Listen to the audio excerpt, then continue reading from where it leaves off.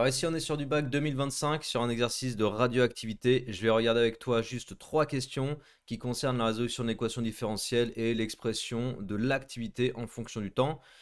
Et également le fait de retrouver la constante radioactive, de retrouver la relation avec T1 demi, la demi-vie. C'est parti, let's go. Donc il te rappelle à un endroit de l'énoncé l'équation différentielle vérifiée par le nombre de noyaux radioactifs. Et à partir de là, on va te demander de résoudre cette équation différentielle en question 7. Donc je réécris l'équation différentielle, la dérivée de n, le nombre de noyaux radioactifs par rapport à T, plus lambda fois n. Alors je ne mets pas le petit t entre parenthèses, mais c'est sous-entendu, égale 0. On a ici une équation différentielle de forme y' plus ay égale 0.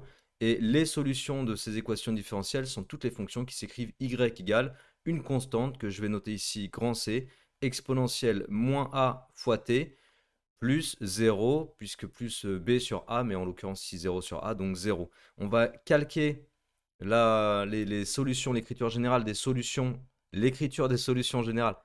On va calquer l'écriture des solutions générales pour les équations différentielles de ce style-là pour notre équation différentielle avec grand N, c'est-à-dire à la place de y, grosso modo, j'écris grand N, donc nt égale une constante. Pour l'instant, je n'ai pas encore établi quelle était la valeur de la constante, exponentielle. Le a, en fait, c'est lambda, donc moins lambda t. Après, il faut quand même aller chercher à déterminer la constante. Et pour ça, qu'est-ce qu'on fait? On raisonne à la date t égale 0. À la date t égale 0, la quantité de noyaux radioactifs, c'est N0. Et si je reprends l'expression établie juste avant, la quantité de noyaux radioactifs à la date t, c'est constante exponentielle moins lambda t. Donc à la date t égale 0, c'est constante exponentielle moins lambda fois 0. On en arrive sur une petite égalité qui va nous amener à c fois 1, parce que là, je vais avoir exponentielle 0. Donc c fois 1 égale n0. Et au final, j'établis que c, la constante, c'est n0.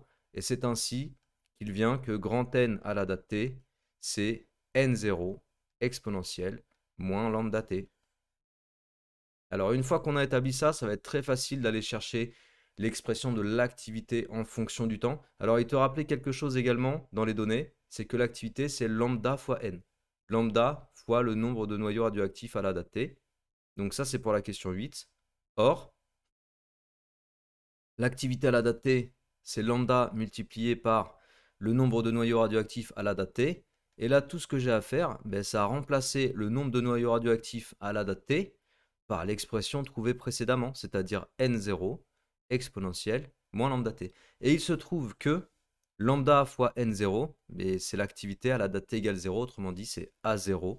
Et c'est ainsi que vient la relation activité à la date t égale a0 fois exponentielle moins lambda t. On est déjà sur la question 8 qu'on a résolue. Ça fait déjà deux questions résolues. Et question 9, montrer que la constante radioactive lambda et le temps de demi-vie sont reliés par cette relation. On peut le faire avec l'activité, on peut aussi le faire avec les noyaux radioactifs. Je vais le faire avec le nombre de noyaux radioactifs. À la date t égale t1 demi, la demi-vie, qu'est-ce qu'on a? On a le nombre de noyaux radioactifs à cette date-là, qui est égal à n0 divisé par 2, par définition, de ce qu'est la demi-vie. Or, n à la date t1 demi, c'est quoi? C'est n0 exponentielle moins lambda fois t1 demi. Donc tout ça, c'est égal à n0 sur 2. À ce stade-là, je fais quoi? Je divise par n0 des deux côtés. Donc attention, ici au numérateur, il me reste un 1. Donc à droite, il me reste 1 demi. J'ai exponentielle moins lambda fois t1 demi égale 1 demi. Je vais utiliser la fonction logarithme népérien. Regarde comment ça se passe. Hop, je reprends l'égalité et j'utilise le logarithme népérien sur toute l'égalité. J'applique la fonction sur le membre de gauche et sur le membre de droite. Pourquoi je fais ça? Parce que logarithme népérien d'exponentielle moins lambda t1 demi, c'est-à-dire tout ça, ça me donne moins lambda fois t1 demi. En gros, la fonction logarithme népérien et la fonction exponentielle, elles sont réciproques, donc elles se compensent entre elles.